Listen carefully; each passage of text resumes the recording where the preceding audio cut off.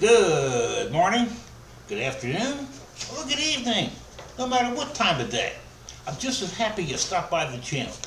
Hey, thanks very, very much. If you're here for the first time, I am Mr. Paul J. Bern. I'm the online pastor of this online faith-based community known as the Social Gospel Worship and Learning Center based in Atlanta, Georgia. I need to talk to y'all today about some serious stuff. I'm talking about biblical prophecy. And I'm talking about Zephaniah, one of the Old Testament prophets. He's one of the minor prophets, but still, his words deserve equal consideration with all the others. Emphatic warnings, the prophet's telling us. Emphatic warnings about America's future.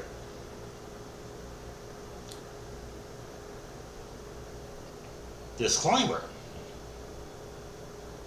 Some may find the enclosed or the video that you're about to see of the enclosed biblical prophecies to be offensive.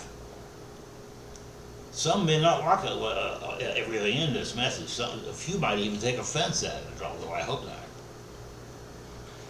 But this is accurate, this is true, this is not my opinion, this is not an op-ed. This isn't a Bible study. This is my Sunday message for just a day ago. And while I go on, please visit our new sponsor at myantiquecarstore.com. That's all one word, all one lowercase. myantiquecarstore.com. We don't sell cars there, but we sell classic and antique car memorabilia, such as wall art, clothing, shopping bags, porcelain coffee cups, stainless steel water bottles and thermoses, classic car calendars too. Some of the highest quality calendars that you can buy in today's market. In fact, I fully intend to be setting a new standard by these calendars that I am currently producing. The 2025 calendars should be available no later than November 1st, based on current estimates. Just to give you a heads up about that. So that's our new sponsor. I will receive a small commission whenever anyone buys something. Excuse me. But for honesty's sake, I need to go ahead and, convey that information, all right? Now, I have decided to write this week's Sunday message as a response to an acquaintance of mine who was also a web pastor and street preacher. This gentleman referred me to a certain book of the Old Testament that has some serious biblical prophecies. So I read it first to contemplate its suitability for God's purposes and its suitability for posting this video second. I have found what seems to be ample warning to the rich Western countries, particularly the United States. And these warnings are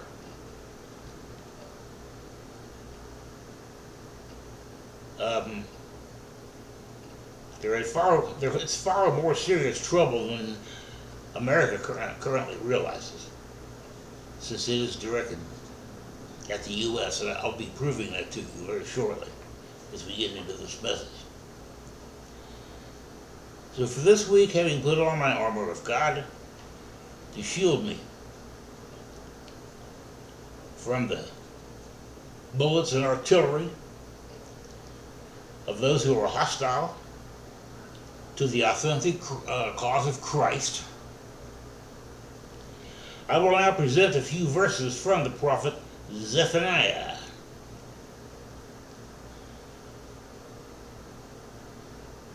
Faultless prophecies about the future that have yet to be fulfilled. We can pinpoint exactly when Zephaniah prophesied by accounting for a few details in the text. First, in Zephaniah 2 and 13, the prophet predicted the fall of Nineveh. That was a large city from like 5,000 years ago.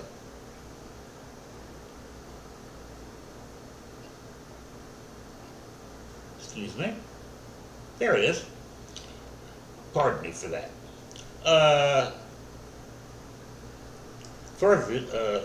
Moreover, Zephaniah made frequent quotations from the law,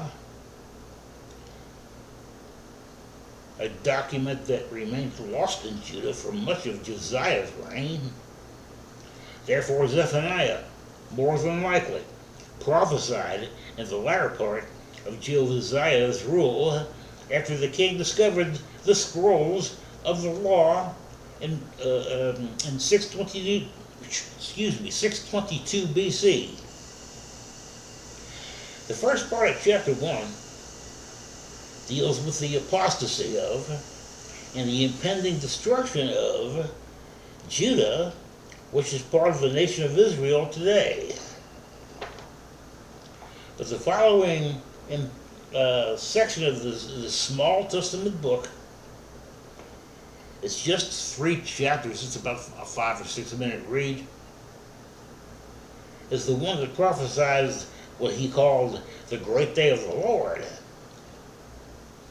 We can take this to mean something far off in the distant future as far as Zephaniah is concerned, which would be in our modern times, since this is a prophecy that has yet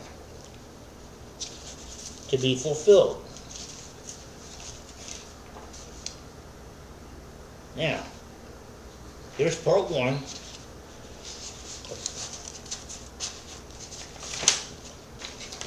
Oh, I seem to be having some technical issues here. There we go. Part 1 of this week's most relevant Bible quotes. The term I'm going to use for this week's commentary, the text I'm going to use for this week's commentary begins in Zephaniah in chapter 1 and verse 14. And I quote, "The great day of the Lord is near, near and coming quickly. Listen, the cry on the day of the Lord will be bitter, the shouting of the warrior there. That day will be a day of wrath, a day of darkness, of distress and anguish, a day of trouble and ruin, a day of darkness and gloom, a day of clouds and blackness, a day of trumpet and battle cry against the fortified cities and against the corner towers. I will bring distress on the people, and they will walk like blind men, because they have sinned against the Lord. Their blood will be poured out like dust, and their entrails like filth. Neither their silver nor their gold will be able to save them on the day of the Lord's wrath." Continuing in verse 2, "In the fire of his jealousy the whole world will be consumed, for he will make a sudden end to all who live on earth." I told you this was going to be serious. Hold on, I'm nowhere near done yet. Just make yourselves comfortable for a couple minutes. This ain't going to take long. And it's worth your time, it's worth your while. Trying to save some people's souls. That's what I do. I'm in the souls business. But to continue,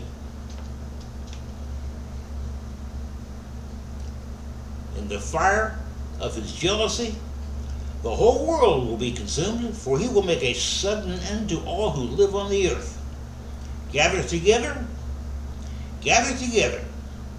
O shameful nation, before the appointed time arrives, and the day sweeps on like chaff, before the fierce anger of the Lord comes upon you, before the day of our Lord's wrath comes upon you. Seek the Lord, all you humble in the land, you who do what he commands. Seek righteousness, seek humility. Perhaps you will be sheltered on the day of the Lord's anger. And that is Zephaniah chapter 1, verses 14 through 18, and the first 3 verses of chapter 2. Who or what are the above verses about that I just read? Well, the first thing that needs to be pointed out here is that this passage is not directed only at individuals or only to certain churches or denominations for that matter. God is not up in anybody's face accusing them, because that's not how God works. Although there are multitudes of religious people who would love to have an opportunity to sway your opinions about that. One of the names that Satan goes by in the Bible is the accuser of the brethren. So, it is for that reason that I do not believe this is directed at individual people, nor necessarily at groups of people.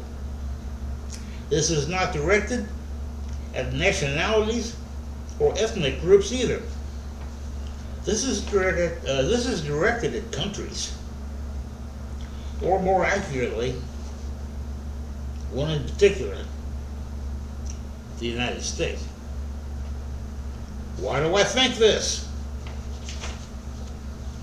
Hey, there are clues all over the place, so let me address these one at a time. But first comes a dire warning, starting at verse 14. The great day of the Lord is near and coming quickly. Listen, the cry on the day of the Lord will be bitter, the shouting of the warrior there. Now, close quote, by the way. The shouting of the warrior tells us that this great day of the Lord and the above passage has to do with a great military conquest, causing a bitter cry to come up out of the land that is conquered. This also tells us that only a portion of the populace will be wiped out by this calamity.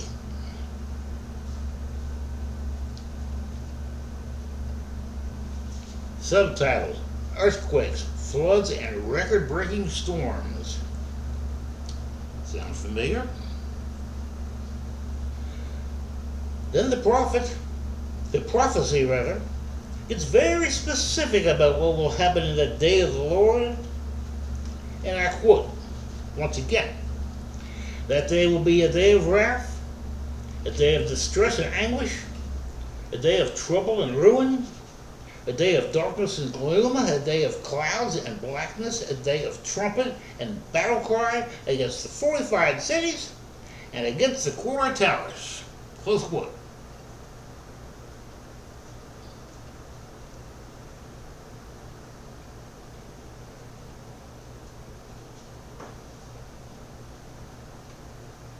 It is conceivable that this could be a prophecy for some type of terrorist activity. But from the wording of Zephaniah's narrative, the day of the Lord appears to be a widespread event.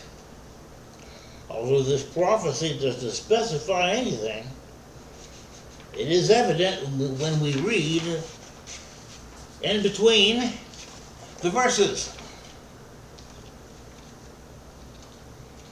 Next subtitle. Wait up. Killer impacts and a huge military disaster. A day of wrath would be like when Mother Nature, and God by extension, goes completely haywire. Or so it will seem. A megastorm or colossal typhoon, an exceptional tornado outbreak, an enormous earthquake, or some other kind of natural disaster all come to mind. A killer impact from a comet or asteroid is another distinct possibility, and such things are predicted to occur in the second and fifth trumpets in Revelation chapter 8, which I've covered previously. Moving along in Zephaniah to verse 16, the battle cry against the fortified cities signifies an attack on a major military power. Since this prediction occurs in our time frame, I will finish proving this as I go along. So please, stay with me right here. I'm going somewhere with this, okay?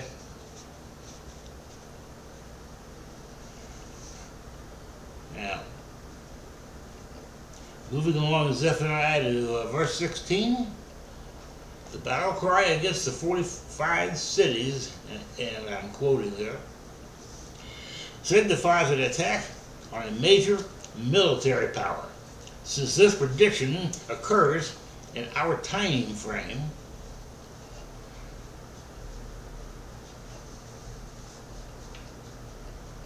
the corner towers, which once signified the outer fortifications of a city, could be roughly translated as tall towers, or today's skyscrapers.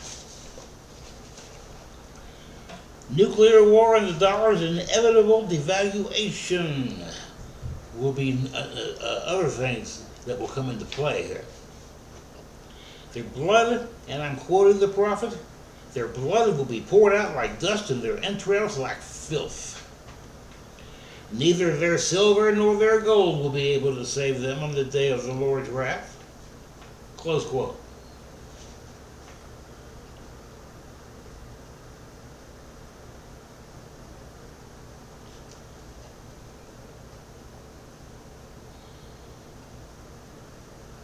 For now,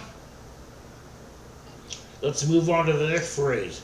Entrails poured out like filth.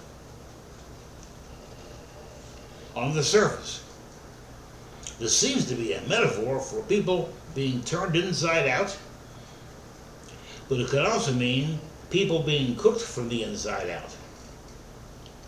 In that event, their insides would be liquefied. Not a pleasant thought, to say the least. There are only two things in existence that will do such a horrible thing: a thermonuclear explosion or microwave weapons. And yes, they do have those. They just don't say much about it.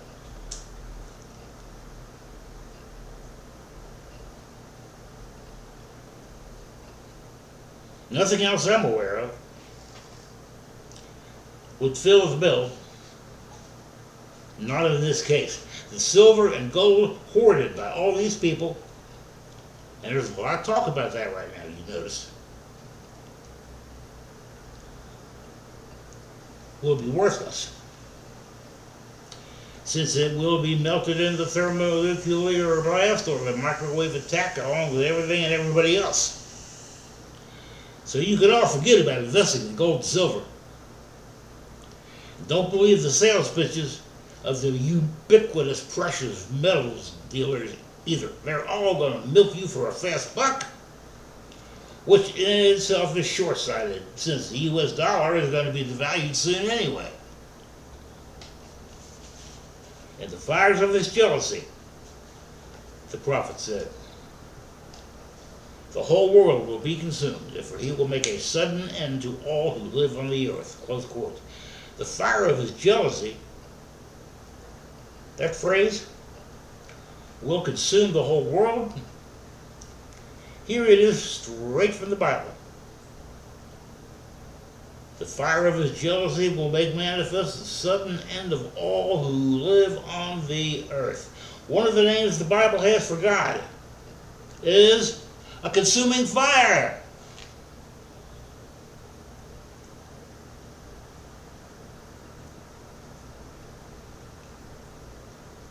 This is something that dates back to the book of Exodus, when the Israelites followed a pillar of fire out of Egypt. But we're not wandering in the desert anymore. Nor are we on our way out of Egypt either. But we're not wandering in the desert. Moreover, all of the descendants of those ancient Israelis, over half live in the United States. So, although the fire of his jealousy will consume Israel, it will consume America as well, since Israel's #1 ally is the United States. Gather together, the text reads. O shameful nation, the prophet wrote. Before the appointed time arrives, and that day sweeps on like a chaff, before the fierce anger of the Lord comes upon you. Shameful nation is another major clue, since it alludes to a world power or superpower that wages war continuously and oppresses its people. Any American who does not think that Americans are not oppressed by their government, like constant surveillance, economic inequality, abuse of authority at all levels, the abuse of our own children by brainwashing them with materialism, and the trappings of wealth. Where have you all been? Wake up! Is it any wonder that God has such fierce anger? So, final subtitle, getting ready for the inevitable calamity. Because that's what's going down, y'all. The prophet wrote, seek the Lord, all you humble in the land, you who do what he commands. Seek righteousness, seek humility. Perhaps you will be sheltered on the day of the Lord's anger. Seek the Lord and him personally, Zephaniah wrote. It doesn't matter what you have done or where you've come from.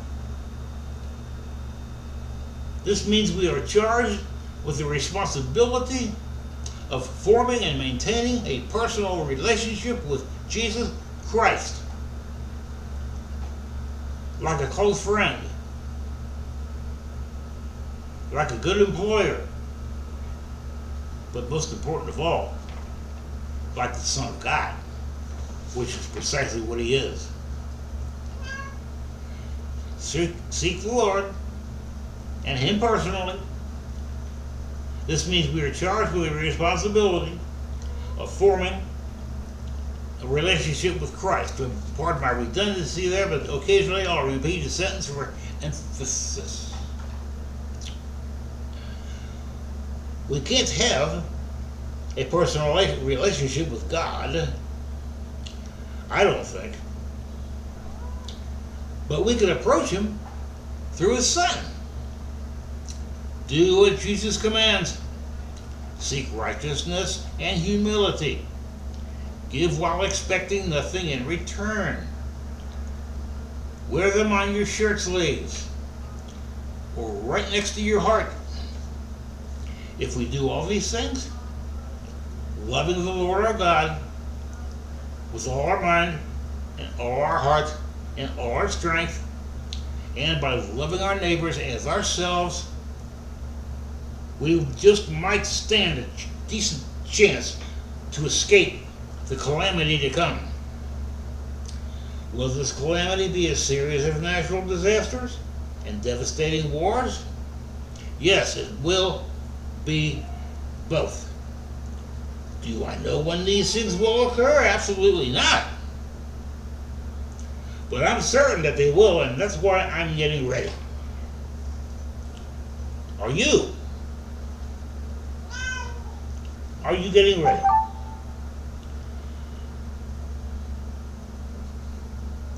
Usually, at the close of the sermon in a brick and mortar church, they pass around a collection basket. But I'm online, so I can't do that. But I don't let that bother me. We do need donations for marketing. This is clothing, everybody. For marketing. And I'm trying to scrape together a few $1,000 for an ad. A good one. We've got office expenses. Internet memberships to pay for. And office supplies too, And let's not forget rent while we're at it. Notice I didn't include groceries. I'm retired now, I'm on Social Security, so I have grocery money. It's not like that. It's about taking up the cause of Christ. If you can make a donation at all. We're certified nonprofits on PayPal and on Stripe.com. Please go to the comment section at the bottom down there. And the directions for making donations will be there, including the email address for PayPal. If you can't make a donation, don't worry about it. I don't do this for the money. I know there's people out there that do, but I disagree with them, and that's all I'm going to say about it. Because the Bible also warns us not to be judging our brethren. So, you can also support us by getting the paid version of the blog. The paid version is $5 a month or $50 a year, which works out to about 16 cents a day. So everybody can afford to do that. I hope sincerely. And by the way, I will never ask you to tithe 10% of your income each and every week, week in and week out, when this is just an online church. I don't have building expenses. I don't have a big janitorial staff to pay because I do that myself.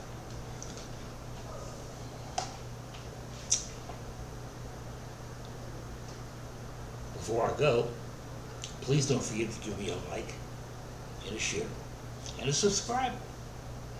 The subscription to the YouTube channel, the Social Gospel channel, is free. No cost. That way you can still get videos every time I put one out, and I do put them out regularly. 2 videos a week, plus 2 blog postings, which are the text versions of these videos. And extra stuff too when I can. You could also support me by visiting my Amazon page at amazon.com/Paul J. Bern, or on